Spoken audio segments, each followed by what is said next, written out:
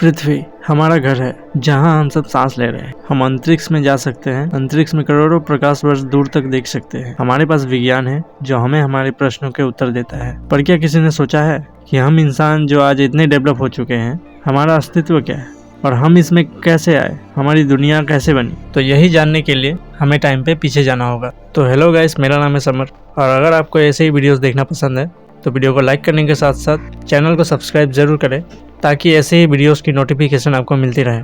तो चलिए शुरू करते हैं। आज से करीब 4.5 अरब साल पहले चट्टान का एक विशाल सा गोला एक तारे के चारों ओर चक्कर लगा रहा था। इसका सतह पिघली हुई लावा से बना था। इस समय पृथ्वी की सतह पूरी तरह से पिघली हुई थी और पृथ्वी पर आसमान से छोटी छोटी चट्टानों की बरसात हो रही थी। ये प्रक्रिया काफी लंबे समय तक चलती रही, जिसके बाद चट्टान के इस विशाल से गोले ने एक ग्रह का रूप ले लिया। उस समय पृथ्वी और मंगल के बीच थिया नामक एक और ग्रह हुआ करता था। एक दिन अचानक से पृथ्वी पर और थिया पर चट्टानों की बारिश होने लगी और एक दिन अचानक ग्रेविटी के कारण थिया पृथ्वी से आकर टकरा गई, जिससे पृथ्वी टूटकर बिखर गई, जिसके कारण इस ग्रह का अपना एक चांद भी बना। ये वही ग्रह है जहां आज हम सब रहते हैं। इस समय पृथ्वी का तापमान बहुत ज्यादा अधिक था। बहुत अधिक समय के बाद हमारे इस ग्रह का तापमान कुछ ठंडा हुआ, जिसके कारण पृथ्वी के भारी तत्व जैसे धातु, रेडियो एक्टिव पदार्थ, ये सभी पृथ्वी के केंद्र में जाकर इकट्ठा होने लगी और हल्के पदार्थ पृथ्वी के ऊपर सतह में चले गए। लाखों सालों तक पृथ्वी पर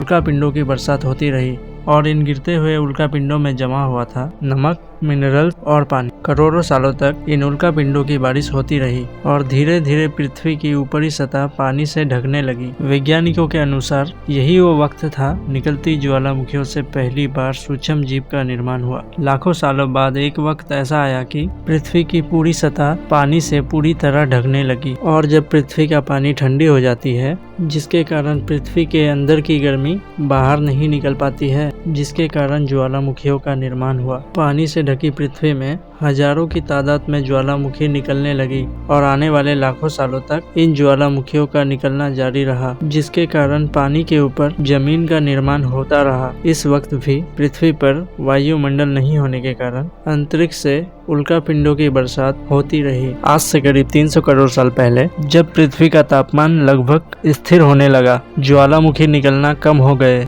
उस समय पृथ्वी का एक दिन 12 घंटे का होता था। साल बीतते गए और धीरे धीरे सूक्ष्म जीव विकसित होते गए और वो समूह में रहने लगे। आज से करीब 250 वर्ष पहले पहली बार पृथ्वी पर सूक्ष्म जीव का निर्माण हुआ, जो जीने के लिए पानी के अंदर मौजूद मिनरल्स यानी कि खनिज पदार्थ और धूप का इस्तेमाल करते थे और मल त्याग के रूप में ऑक्सीजन बाहर करते थे। उस वक्त पृथ्वी में ज्वालामुखी निकलना बंद हो गई थी और इन माइक्रो बैक्टीरिया के कारण पृथ्वी में ऑक्सीजन की मात्रा बढ़ने लगी। पृथ्वी पर ऑक्सीजन की मात्रा बढ़ने से पृथ्वी पर वायुमंडल बनना शुरू हुए और आने वाले हजारों सालों तक पृथ्वी पर ऑक्सीजन की मात्रा बढ़ती रही, जिससे पृथ्वी के ज्यादातर हिस्सों में ये सूक्ष्म जीव फैलने लगे। हजारों सालों बाद एक वक्त ऐसा आया कि पृथ्वी में ज्यादा ऑक्सीजन होने के कारण ये सूक्ष्म जीव मरने लगे। उस वक्त पृथ्वी का तापमान ठंडा होने के साथ साथ ऑक्सीजन से पूरी तरह से ढक चुकी थी। वक्त बीतने के साथ साथ पृथ्वी के टेक्टोनिक प्लेट में दरार आने लगी, जिसके बाद पृथ्वी के अंदर की गर्मी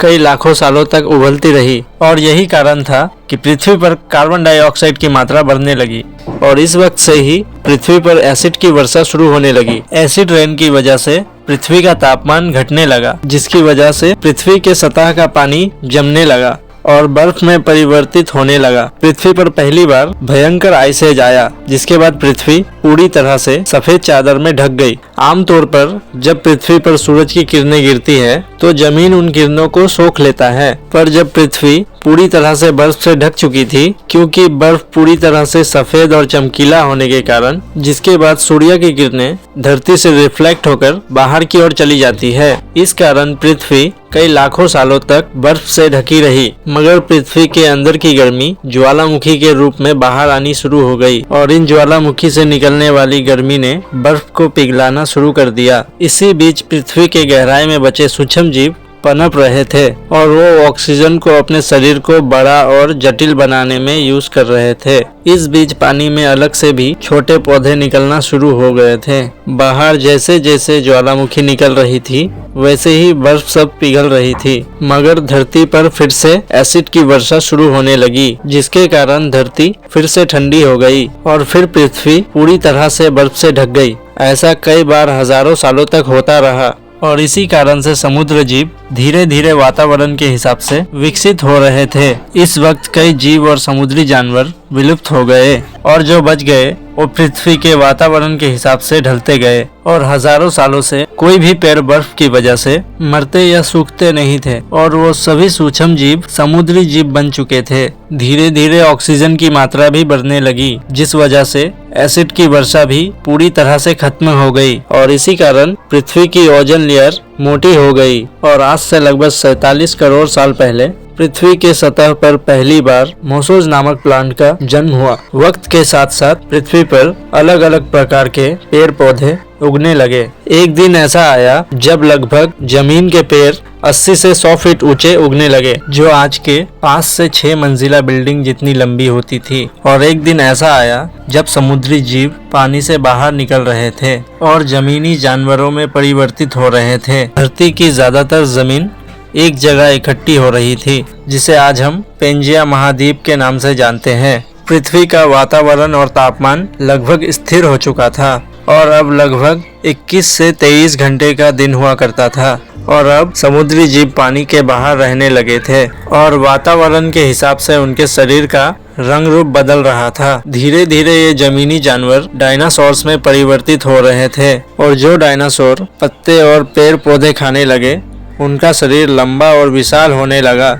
और जो डायनासोर शिकार करते थे वो छोटे और काफी फुर्तीले हुआ करते थे। आज से करीब 20 करोड़ साल पहले पेंजिया महादेश टूटना शुरू हुआ। पेंजिया के विभाजित होने के कारण पृथ्वी की ज्यादातर सूखी हुई जमीन पानी के संपर्क में आने लगी, जिस वजह से पृथ्वी में हरियाली बढ़ने लगी और डायनासोर और ज्यादा तेजी से विकसित और विशाल होने लगी। इन डायनासोर्स ने धरती पर आज से लगभग 20 से 30 करोड़ साल धरती पर राज किया। उस वक्त डायनासोर पूरे जमीन और आसमान पर राज किया करते थे। इस दौरान अफ्रीका से टूटा भारत एशिया से आकर टकरा गया और इस टकराव के वजह से हिमालय का निर्माण हुआ। आज से लगभग 6.5 करोड़ साल पहले पृथ्वी की तरफ आज के माउंट एवरेस्ट से भी बड़ी लगभग 4 लाख करोड़ किलोग्राम वाला उल्कापिंड लगभग 80,000 किलोमीटर प्रति घंटे की रफ्तार से पृथ्वी की तरफ आ रहा था। पृथ्वी के वायुमंडल को छूते ही उसमें भयंकर आग लगी और वो जलते हुए सीधे पृथ्वी से आकर टकरा गया। उस टकराव की ऊर्जा लगभग 10 करोड़ परमाणु बम के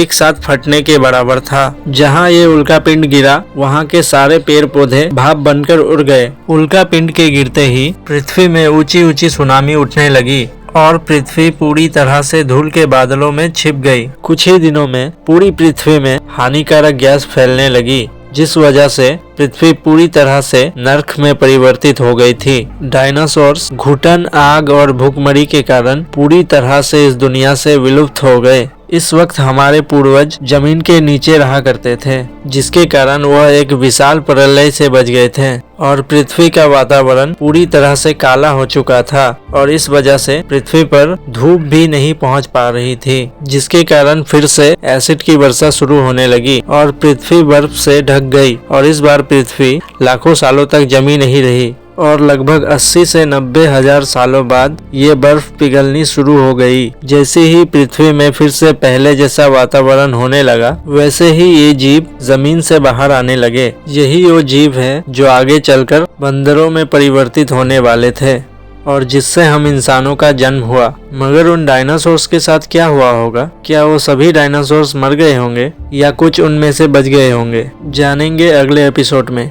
तब तक के लिए इतना ही। अगर इस वीडियो में 500 से ज्यादा लाइक्स आए तो मैं इसका पार्ट 2 जरूर बनाऊंगा। तो हेलो गाइस, मेरा नाम है समर। तो वीडियो को लाइक करने के साथ साथ अपने फ्रेंड्स और फैमिली के साथ ज्यादा से ज्यादा इस वीडियो को शेयर करो और घंटी के साथ बेल आइकन को जरूर प्रेस करें ताकि ऐसे ही वीडियोस की नोटिफिकेशन आपको मिलती रहे। फिर मिलेंगे किसी और वीडियो में अगले टॉपिक के साथ। तब तक के लिए गुड नाइट दोस्तों, बाय बाय।